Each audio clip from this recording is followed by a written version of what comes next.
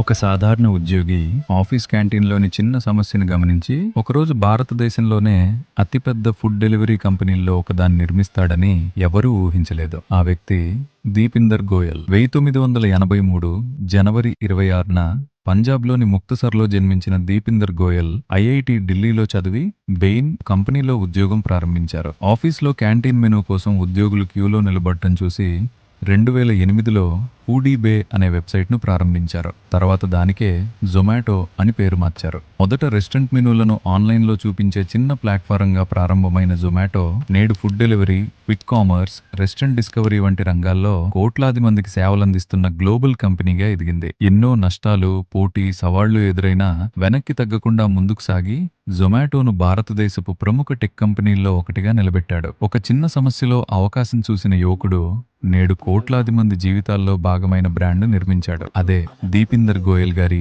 అద్భుత ప్రయాణం. ఇలాంటి మరిన్ని ఇంట్రెస్టింగ్ స్టోరీస్ కోసం ఇప్పుడే గ్రోత్ స్టోరీస్ 360ని ఫాలో అవ్వండి.